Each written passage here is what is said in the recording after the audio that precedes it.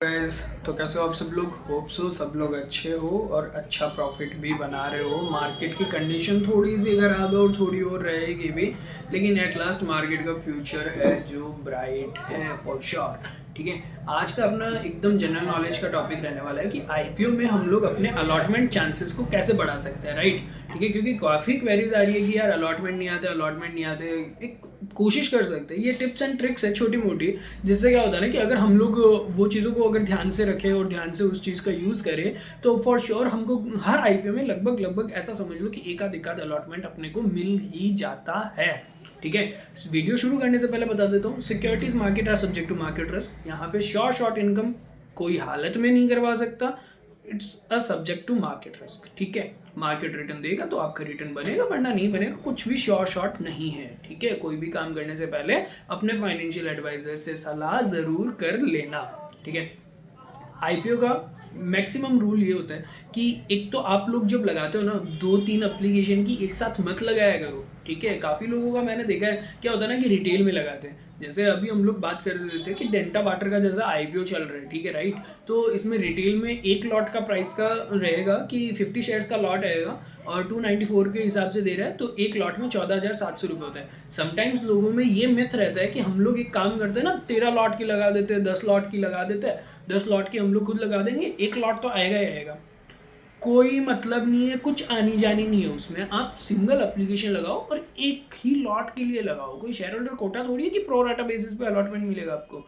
Single lot और एक lot, चाहे आप बिग एचएनआई में लगा रहे हो, चाहे स्मॉल एचएनआई में लगा रहे हो, चाहे रिटेल लगा रहे हो। समटाइम्स क्या होता है, रिटेल में भी लगा दी, एचएनआई में भी लगा दी, बिग एचएनआई में भी लगवा दी, तो उससे क्या होता है ना कि आपका पैसा ब्लॉक में जाता है, आपकी एप्लीकेशन रिजेक्ट हो जाती है। आपको एक आईपीओ में सिर्फ एक ही एप्लीकेशन लगानी है और एक ही पैन नंबर से एक ही एप्लीकेशन लगेगी। एक ये भी हो रहा है आजकल, क्या होता है ना कि मेरा डीमेट अकाउंट एक इस ब्रोकर के पास है, इस ब्रोकर के पास है, उस ब्रोकर के पास है, मेरे अकेले के डीमेट अकाउंट 4-5 हो गए, तो मैं क्या करता हूँ, चारों पांचों से आईपीओ लगा रहा हूँ, वो भी आपकी एप्लीकेशन रिजेक्ट हो रही है। ठीक है, ये नॉर्मल कॉमन सेंस की बात है, ये सारी चीज़ें ध्यान देने लायक होती है, और ये सारी चीज़ें हम लोग ध्यान देते नहीं है, फिर बोलते हैं हमारा अलॉटमेंट नहीं आ रहा।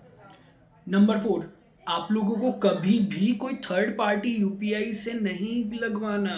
क्या होता है ना कि भाई बैंक अकाउंट मेरा है, मेरे बैंक अकाउंट में पैसे पड़े, किसी दूसरे को क्या करते हैं, अपनी यूपीआई आईडी दूसरे की डाल देते हैं और उससे हम लोग रिक्वेस्ट भेज देते हैं। अरे उससे भी अलॉटमेंट नहीं आना, वो कैंसिल हो जाएगा। सेबी की स्ट्रिक्ट गाइडलाइंस है, ऐसा नहीं करना चाहिए। और ऐसा करोगे सिर्फ पैसे ब्लॉक पे जाएंगे, आपको अलॉटमेंट नहीं मिलने वाला। अलॉटमेंट लेने के लिए अब जो टिप्स मैं बता रहा हूँ आपको, ट्रिक्स मैं बता रहा हूँ, वो आप लिटरली यूज करोगे, आप खुद देखोगे कि आपको अलॉटमेंट आने लग गए, राइट। ठीक है, दी वेरी फर्स्ट, आपको लास्ट डे तक वेट नहीं करना है। कुछ आईपीओ में होता है कि हम लोग खुद लास्ट तक वेट करते हैं, बाकी मैक्स टू मैक्स अपने को ट्राई ये करना है कि दी वेरी फर्स्ट डे हम लोगों को अपना आईपीओ लगाना है, आईपीओ फुलफिल करना है। क्या होता है ना कि हम लोग लास्ट टाइम तक का वेट करते हैं, उस टाइम कभी सर्वर काम करता है, कभी नहीं करता, सर्वर क्रैश हो जाता है, अपनी एप्लीकेशन लग पाती है नहीं लग पाती, अपने को पता नहीं रहता। ठीक है, तो क्या करना चाहिए, दी वेरी फर्स्ट डे या सेकंड डे के अंदर अंदर हमको आईपीओ अप्लाई कर देना चाहिए। ठीक है, वेट नहीं करना चाहिए। कुछ क्या होता है कि हाँ इसके पैसे फ्री होंगे तो उसमें करेंगे, ये करेंगे, वो करेंगे, वो खुद अपने दिमाग से इतना ज्यादा कर लेते हैं ना भाई, जितना अमाउंट है उस हिसाब से लगाओ, क्या दिक्कत है। ठीक है, तो दी वेरी फर्स्ट अपने को वही करना है कि पहले दिन या दूसरे दिन आईपीओ की वैल्यूएशंस वगैरह देखो।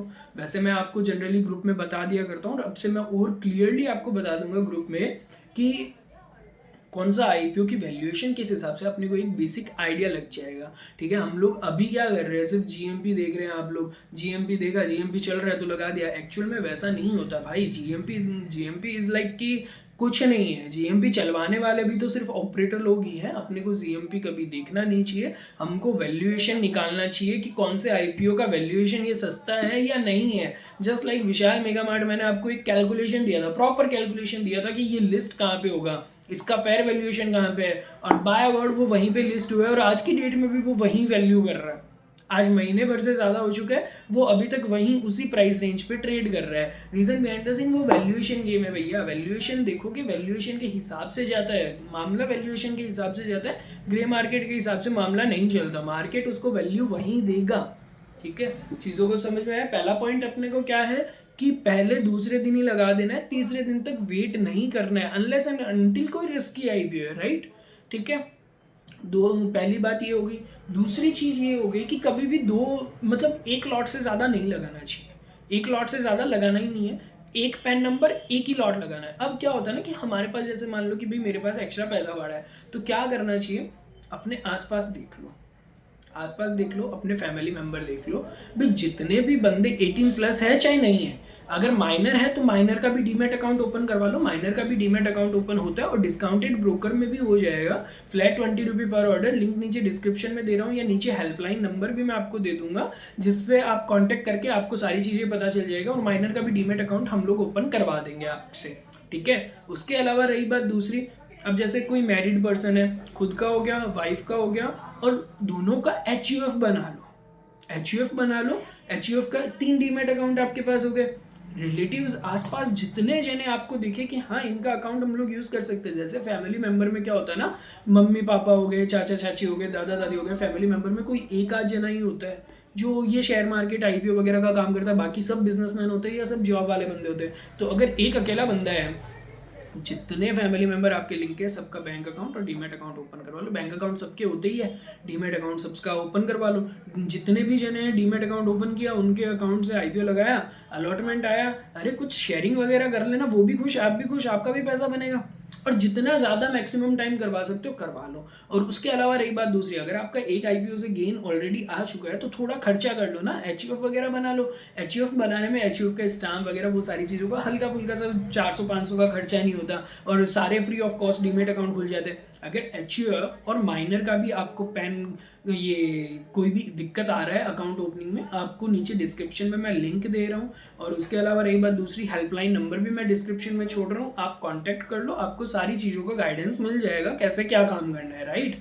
तो HUF और माइनर का भी वो ईजी हो जाएगा। जनरल क्या होता है ना, इंडिविजुअल तो ऑनलाइन खुल जाता है और HUF माइनर क्या होता है ना कि फिजिकल फॉर्म से खुलता है, ठीक है। तो उसके लिए आपको गाइडेंस की रिक्वायरमेंट रहेगी, आपसे डॉक्यूमेंट्स वगैरह लिए जाएंगे, हमारी टीम आपसे कांटेक्ट कर लेगी। जो भी चीज़ है मैं डिस्क्रिप्शन में लिंक वगैरह दे रहा हूँ, आप वो हमसे जुड़ जाइए, हम आपका ये काम करवा देंगे, ठीक है। उसके अलावा रही बात ये 2-3 चीज़ें हो गई।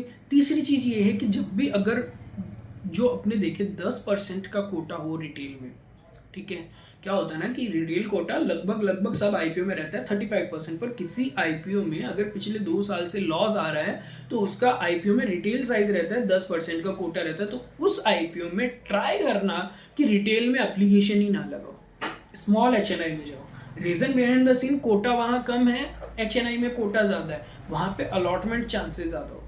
तो ये सारे जो 2-3 पॉइंट्स है, इन सबको अगर हम लोग ध्यान रखेंगे तो I think so most probably मैं ये बोल सकता हूँ कि आपको हर IPO में अलॉटमेंट मिल जाएगा, चाहे वो कितना भी भर गया हो।